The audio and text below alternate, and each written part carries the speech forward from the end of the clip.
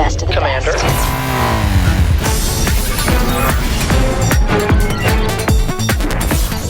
We got no reference.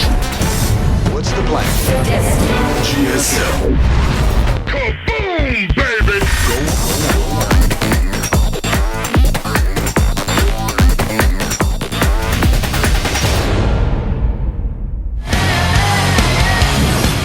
Welcome back. Leonok has actually started a little bit of a comeback, and he's got 2 people left to kill. Indeed he does. 2 Terrans most likely. Pennant is his next opponent. Yep. And he chose Ohana as his map. Most likely the last man standing for the Prime team would be Marine King. On a 2-player map like this, proxies feel very likely. Yeah.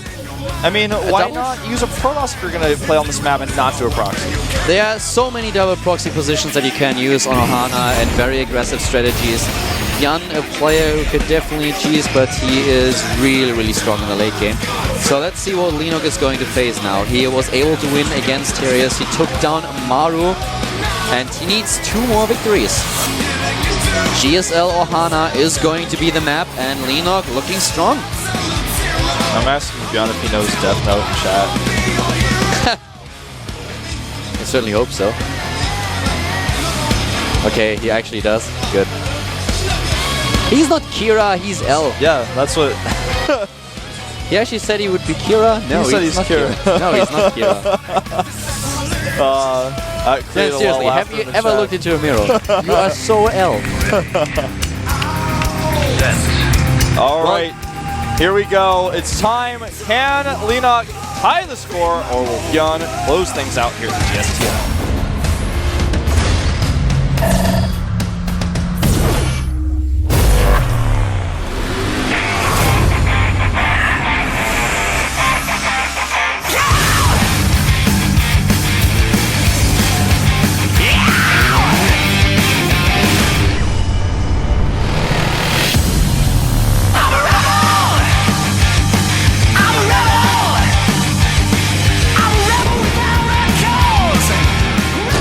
Bottom right of Ohana, we have the last man for Team FXO. It's a Zerg player, and he did well so far. Defeating Maru, defeating Terius. Now he is up against his 3rd opponent. It is... Oh, Lino! Oh, Leonok. Oh, Leonok. That's exactly what the Prime team is thinking right now. And well, starting to the top left of Ohana, we have the Terran player in blue. It is L, also known as Beyond Prime! Not so much Kira, no, but he would like to be. He's looking frustrated in the booth, and I think the reason why is actually one of his SCVs is about like 5 to 7 real-life seconds late. I don't know why he started it late, but he kind of messed that up, and I think that's going to affect his build quite significantly. And he may decide to go for a CC first instead because of this. Look what Leonok does. He sends out a drone scout, which is something that he really loves to scale, but in this match he knows exactly that there might be a double barracks coming his way. So he wants to make sure that there is what's going on. He counts the SCVs, of course. He has a quick look at how many Bjorn has at this point in time, and is just trying to check what exactly is going to happen here. So really smart by Leonok, not taking any risks. And it gives a 2-fold advantage because now he knows exactly what's going on. He can make that hat-trick, and he forces the commands to be placed in an awkward location where we'll have to lift it later. A nice block there. I really like that. I also like Bjorn's choice, though, to build the command center just slightly to the left, because he knows, okay, this drone is probably going to annoy me until the end of days if I don't do something about it. So the only thing that he actually can do is try to build it a little bit to the left, lift it as soon as it's done, losing a few seconds, but still be able to get it up in time. Yeah, and some players would have just made it on the high ground as a result because it's really frustrating, but he had 2 workers there, so he was able to force that drone away. I really like that. Oh, Leonok has all the scouting information. He tried to block the barracks a little bit, but he saw the gas, actually even saves the drone. The thing is, Leonok goes for a very fast gas nonetheless. He sees exactly what's going on, but he decides to get an early gas. That means very likely he wants to be aggressive. Yeah. And what type of aggression we're going to see is not yet known. He poked with that drone several times as well, getting the most out of it. I mean, that scouting drone could not have gotten more medals. The funny thing is that Björn does not scout. He doesn't have any information about what's going on, so at this point he's just looking at the minimap and everything is just covered in black, so he will not know what Lenog is going to do. And I'm so excited to see what the idea of the FXO protest is. Whereas we have now Björn taking an early second gas. Yeah, early second gas. The real story for Björn is more so his very fast first gas after the command start first. Now his second gas, though, is like you said, it's a little bit earlier, it's a little bit quicker. He's going to be able to start his factory very soon, and then he'll have enough resources to go into Banshees if he wants to.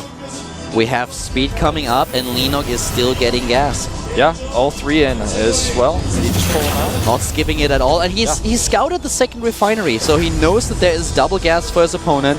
But this is just so cool. With the extra gas, there are so many options for Lenog. He could just head into a bit of a fast attack. He could go even for a Baneling Nest. Yeah, Roach Warren. Exactly.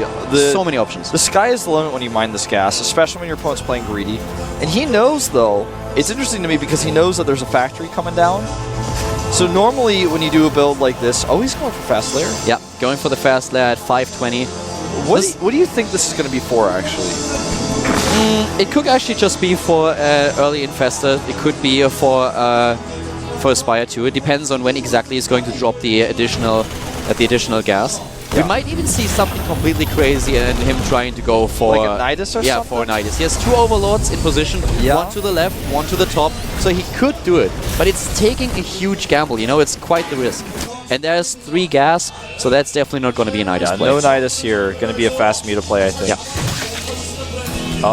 It's way more likely right now that he's going for Aspire.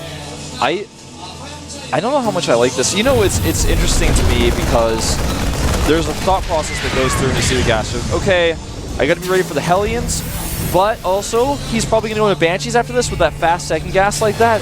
So he's not going to have a lot of Marines, so Mutas are a good choice, and you can also help you against the Banshees. So Mutalists seem like a good catch-all here in this case, the thought process that you go through. Well, he builds the Spire now, so it's definitely going to... Well, he goes for the Mutalist, but the thing is he has to defend against these Hellions. And one of the things that he's going to be pretty happy about is that Björn decides to not overdo it with the Hellion production.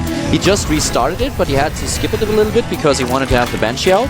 So Lenog has to defend against the Hellions. And the question is Björn in a position where he actually wants to commit to this? Because if he sneaks past the Queen, then the economy of Lenog might be in some trouble, which is exactly why he just built these extra Zerglings. Yep, you're so right. Now he's up to 23. He's getting 6 additional ones.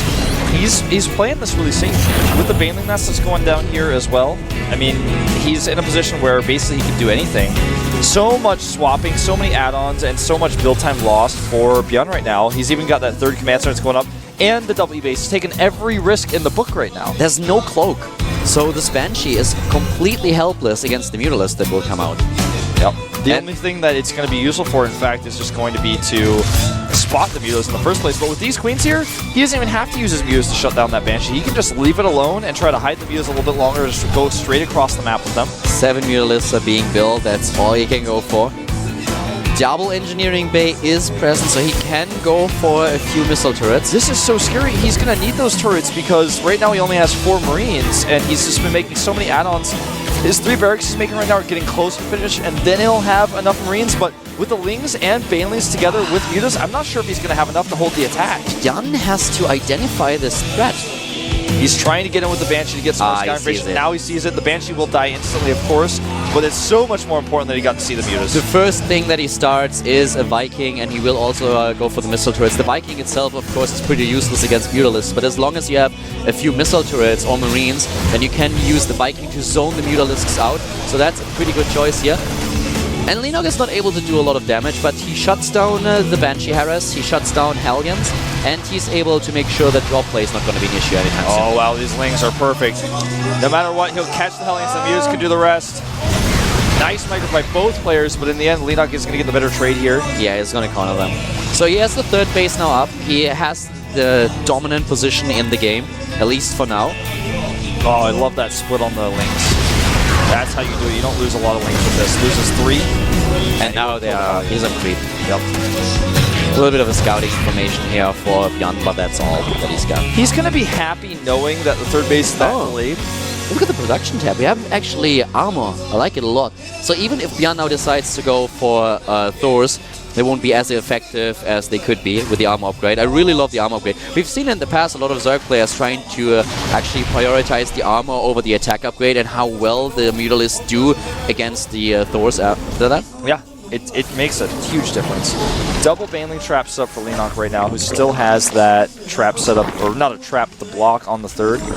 As far as upgrades go for eBays, the upgrades of Leonok are really behind right now because of the risk that Bjorn took early on. So if he doesn't make something happen early here, like taking a fast fourth and getting away with it, or putting on some pressure with the Baneling speed and the Mutas he has, then Bjorn is going to take a massive lead in this game. The Baneling traps as well could give him an advantage. Currently +2/+2 is on. Oh wow, Leonok heading straight into the second armor upgrade. He has to build a lot more units if he really wants to make those minerals at the gas count. And there he starts with the additional Mutalisk. That upgrade didn't make any sense with only 6 Mutalisk. This is Leonok's style for Mutalisk. He's one of the first players to do this. He even went Greater Spire sometimes before other players were doing that. Not quite enough. He's going to actually scan to kill the Ling, and that's going to reveal the other Banelings. This is so close. I think you should actually just unburrow those and try to roll in one out. That scan was beautiful. It doesn't only detect the Zergling that was burrowed in order to block the third, but also the 2 Banelings. Yeah, that's why I don't like that location if you're going to burrow a Ling at the CC. By the way, look at the minimap. The creep spread for Leonok is really good, and he's not stopping. So he's doing a really good job with his creep. He's getting this Mutalisk force. And to be honest with you, I'm not quite sure if Bjorn is really ready for this. His Marine count is getting pretty high, but he doesn't have Thors, and that means that any attack in his main base is going to be it's devastating. Yeah, and the other problem is, yeah, you have the Marines, but with a creep spread like this, you have such a speed advantage on creep, so going for Banelings and Zerglings will make sure that the Terran player will have a tough time of moving out. And here comes that first wave. He's going to try to bait these Marines into the Baneling traps. He can't engage any of these units directly, though. That's a big problem for him. I love the defense of Bjorn. He does that really well. But he needs to be also very careful. 1 stim was baited, but still, 8 additional Mutalisk. Very good force here for Leonok, but still a good defense for Bjorn, trying to take down those siege tanks. Nice pickup. Just a little bit too much for Leonok to handle right now. Look how timid Bjorn is. Yeah, He's he so knows careful. those traps. Exactly. I mean, he knows Leonok, he knows his style, so he doesn't want to overextend himself with a Marine move out because he knows, okay, well, there have to be more Banelings burrowed. And there's the first Thor, but the Thor now, without any upgrades against +2 armor Mutalisks. Nice move here. That was close. Leonok has 24 Mutalisks. With this many Mutalisks, he can actually start to go into the main base and take down turrets. Yeah, I think he might start... He, at the very least, should think about doing that right now to keep this army off of his creep, because he's going to start losing tumors right now. He needs that infestation, but there it is. On the production tab, you can see it. He needs to... I feel rather than trying to scare these Marines and almost fight the Marines, he needs to go into that main base to do something. He's just waiting for the reinforcements. He needs to be careful. He can't commit now. He needs to wait for the rest of the links. Not the right choice. That was so close. But still, Leonok's position is not bad. He's in a spot where he has decent upgrades. The Thor, the first one, is now out. But still, if Leonok is able to catch this army off guard just once... That's all it'll take. That drop is so lucky, but he will see it with the Overlord later. And here's what you were talking about. You've got this many Mutas with +2 Carapace. You take out those SCVs and the Thor. Magic box for Thor. He actually could. With the upgrades that he has, there it is. That Thor is no problem for Leonok right now. Yeah. Bye-bye. And now, Jan is in this awkward position. Do I move back? Do I actually try to defend? Or what am I going to do? Am I moving out? And right now, Leonok is just like, yeah, well, what you going to do? I'm just going to kill one of your bases. Yeah. He's going to force at least some units to come back.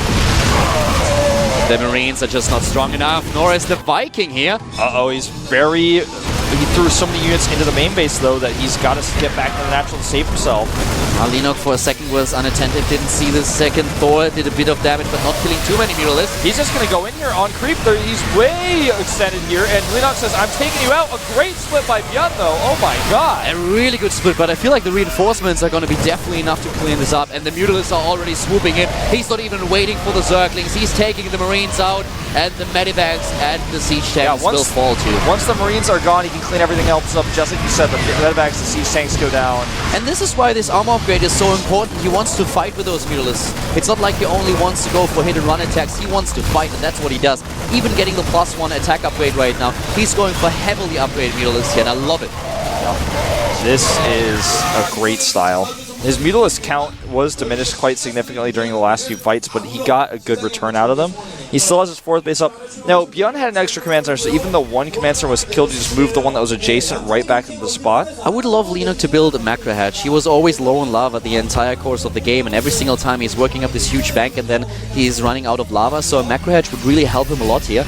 He's going for all these upgrades, dumping the rest of his resources into +3/+3, and a lot of infestors right now. Switching it up a little bit and heading straight into the Greater Spire. This transition is just beautiful and might completely catch Bjorn off guard. It's one of the hardest transitions to make, in fact. He's going heavy muta, heavily upgraded mutas into infestors. The Lings just run by this. He's going to need to, well, actually, I mean, no matter what he does, I don't think he has enough at home. But Linux will have to turn around as well. Bjorn is going for a counter-attack. He doesn't want to play Linux game. He knows exactly what the Zerg player is trying to do here. The big problem for Bjorn is, though, that now the infestors are out, and the infestor will buy Linux so much time and damage this army significantly. Yeah, he still gets the hatch. Now Bjorn needs to turn around. If he tries to push this any further, the infestors are going to be too much for him, I feel. I feel he cannot move back. If he moves back right now... That's exactly what Linux wants. Linux might actually be able to trap this army on creep. He has Mutalisks on the map, he's reinforcing with Lings. If he is able to catch this army with a few more fungals, I feel... Yeah, that's the perfect fungal. This is exactly what he needed. Yeah. And now when the Mutalisks come in and he's engaging with Zerglings and Infestors as well, I guess this army is going to die.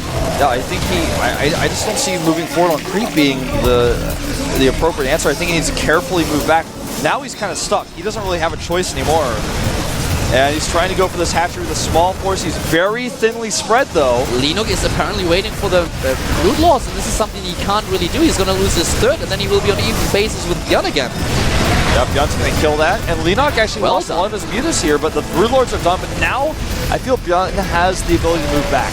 Bjorn is now down overall supply, but the army supply is very even. The Prime player in not as much of a bad position as I thought he would be. But he's now pinned against the wall and he doesn't have a lot of Vikings. Yeah, he needs to start production of those, and he just needs to get out of here. And he does. He sees the Brood Lords and he's like, okay, well, this is the time where I really have to move back. I cannot fight against the Broodlings.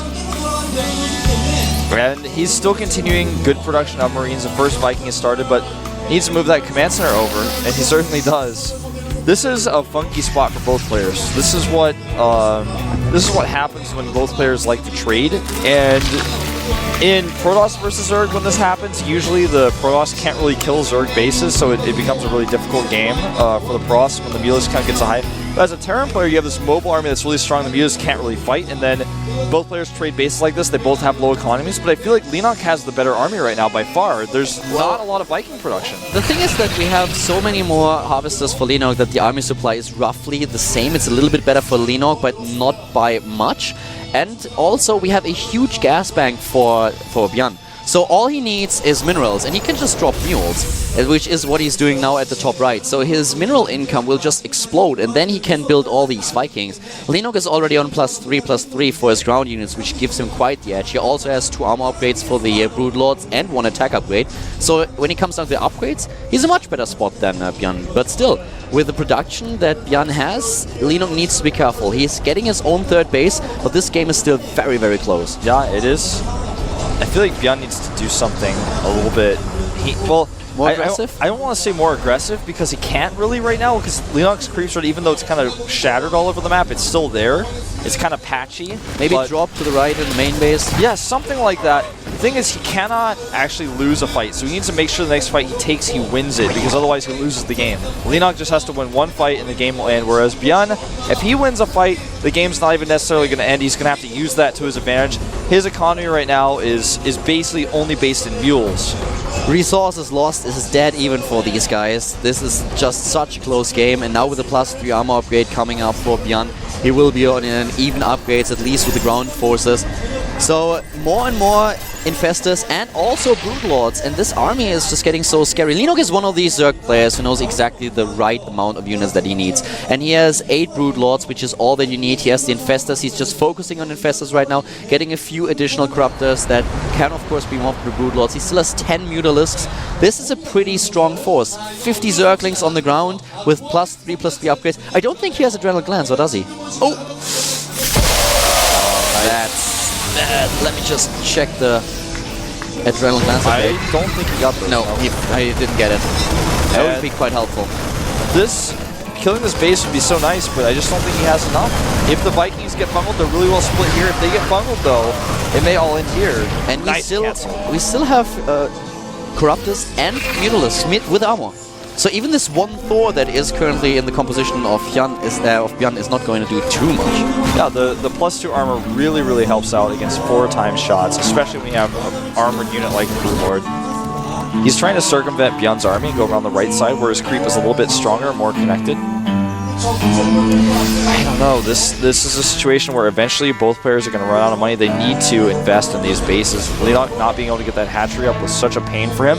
He's even starting +3 right now. That's a lot of resource invested. That just says to him, hey, I've got the better composition. I'm going to keep it that way. Ooh, yeah. Look at that Ghost Academy. I need it now, not later. I love the Ghost Academy. It might even be a little bit later, but I love the idea of getting Ghosts against Infestors. This is something that so few Terran players have actually tried to do.